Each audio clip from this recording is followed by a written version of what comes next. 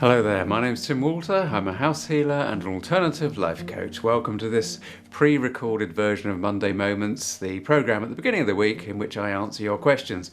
Ordinarily this would be a live programme where you got the chance to ask me directly online, but I took the decision to cancel it today because we were in the middle of a storm. But anyway, here we go. So we've got several questions that we've been asked during the last few days about dowsing. And I've made a note that Nancy also asked a really good question, which is that she asked that I could make a little video program that would put together in a sort of a practical, logical way for her the way that really all of the aspects that we deal with on this channel kind of combine together to enable somebody to live their life day to day in a more practical, confident way. That is mindfulness, meditation, dowsing, connection to the management spirit, all of these things. So really capturing that in intentional living. And how does that reflect to geopathic stress, to the house healing work that I do? And why do I think it's so important? So that in itself, I'm going to be covering in a separate program fairly soon. And if I don't do it in the next couple of weeks or so, please, Nancy, remind me and I will do it. I had a question from JF. And that is, what JF says, I would like to know more about how to build my own sacred space in the garden or the office to meditate or to work and do some healing. Well, JF, as you appreciate, it's not just a quick 2-minute sort of answer to that question, but the basic principles are there in the book, in Spirit and Earth, and also really in all that we talk about on this channel, because really, in order to create a sacred space, you want to communicate with the guardian energy of the place in which you want to create that space, and you want to ask for their assistance, work with the earth energy of the space. In other words, what you're likely to do is to want to move or create a powerful earth energy center in that space, but also by using your intent, your focused intent, your love, your compassion, what you anticipate to be doing within that space. As you lay out the space and adopt it, you're using that focused intent to set the intent, the goal of that space. It's very much like actually sort of modeling or sculpting something with clay. But what you're doing is working with the elements that you've got to there to work with at your disposal, which is all of literally the elements: earth, air, fire, water, in as much as you would invite those into the space and maybe have their presence there, representative, symbolically. You would mark out perhaps with crystals the space that you actually want to allocate, a little bit of your office, just mark it out in a corner where you want to have this special space, and talk to the guardian about it. And dowse to check, is that a good place over there? I want to do this, set this little corner aside for healing work. Is that a suitable place to have that healing space? And the guardian will say yes or no. Obviously you're working within the parameters and the limits of your space. So in other words, if you just asked a broad question that said, look, I want to do this healing, set up this healing space, show me where the best place to do it is in the house, then what might happen is that you'll get guided by dowsing, you'll get guided to the kitchen or something like that.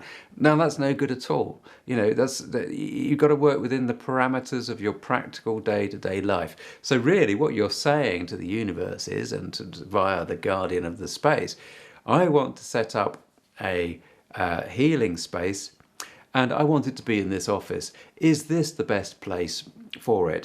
So ask the questions, just get the yes or no. Think about the questions you want to ask.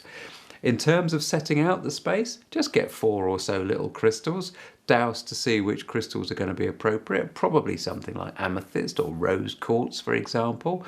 Just get a little list off Google, see what the most popular forms of crystal are, check to see which ones are most appropriate for you and for the use that you want to put them to, and then just get 4 of them and pop them out into the space to demarcate the space that you can sit in or stand in, but sit in probably and be relaxed and comfortable. If it's practical, you can leave that space up and set up as your healing, part of the office.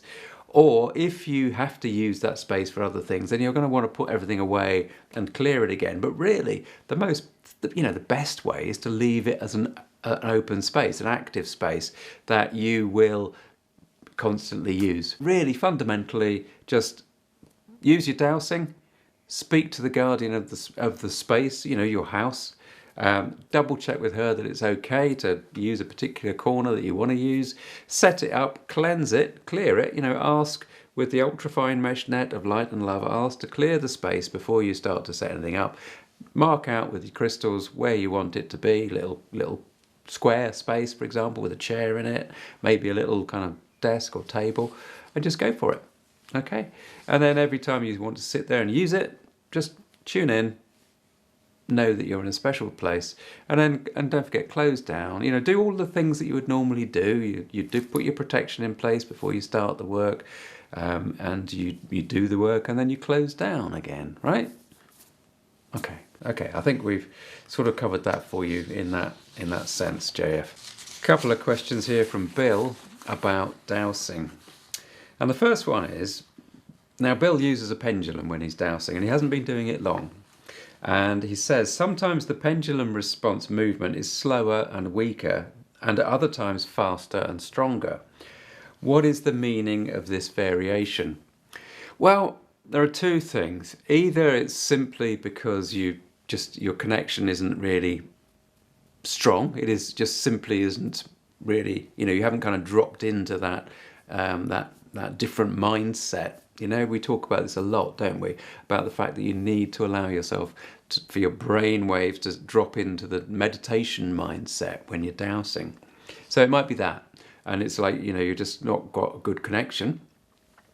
But more likely, and this is what I want you to really pay attention to, Bill, more likely there are actually nuances within the conversation that you're having when you're using the pendulum. What Bill does a lot is to talk to his guardian spirits, right? So the guardian spirit of the house, guardian spirit of the self, so guardian angel.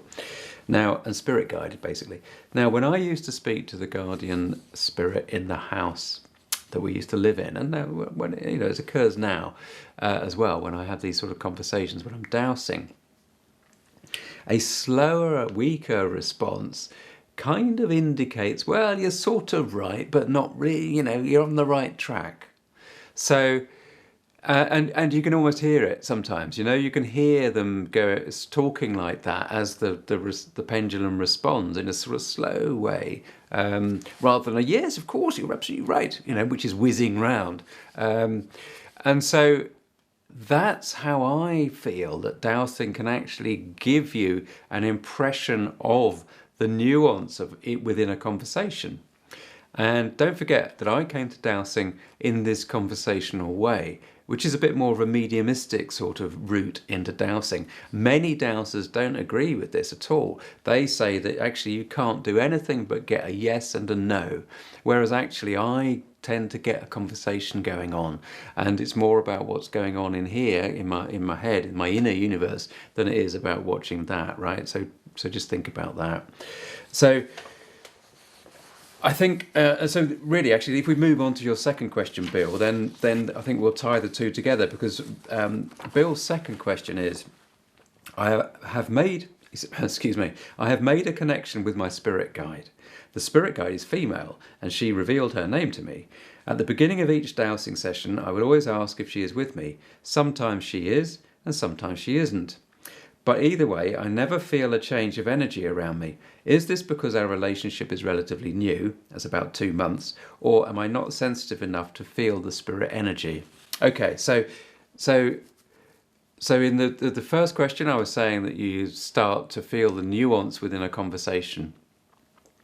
So what I would like Bill, what I want you to focus on is to be attentive to the process within you, into what you hear.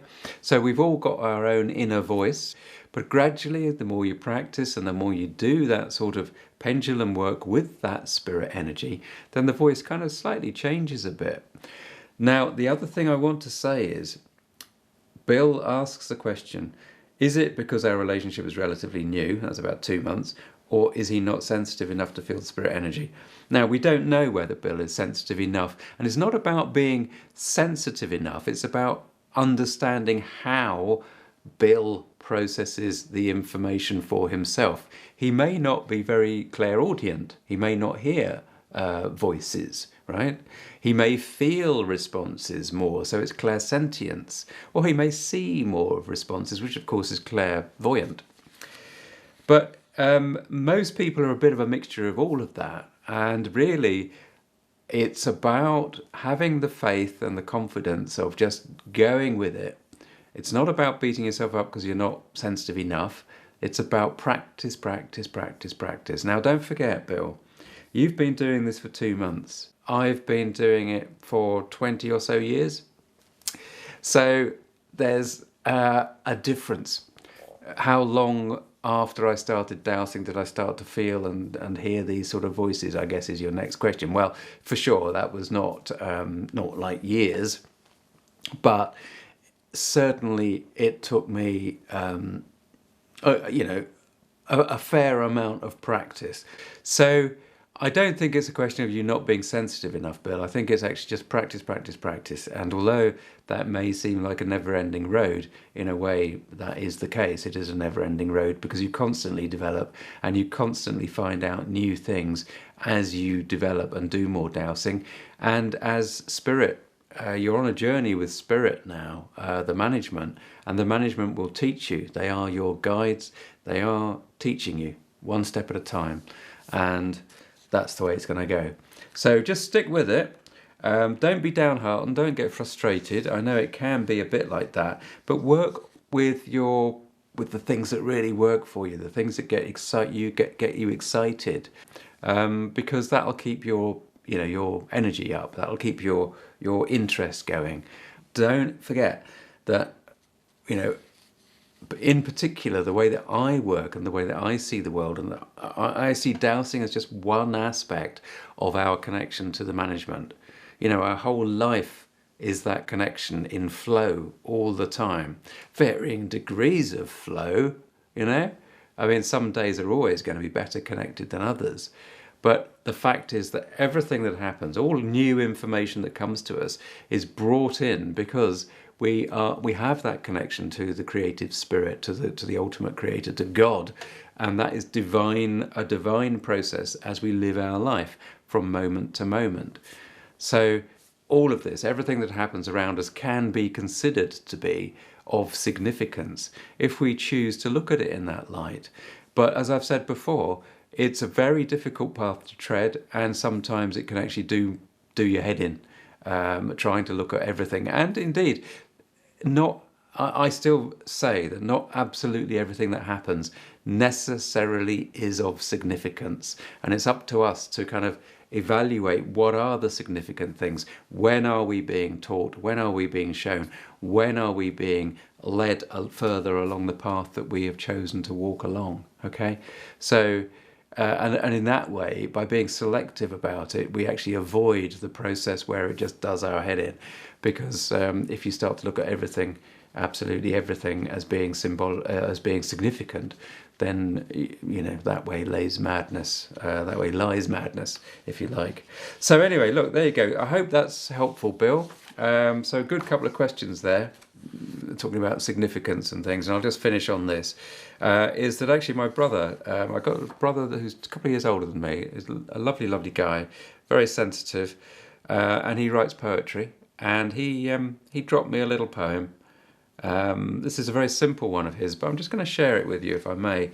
And I hope I can do it justice. And this is called, it's a draft, this, okay? And he doesn't know I'm reading this out, but it's a draft.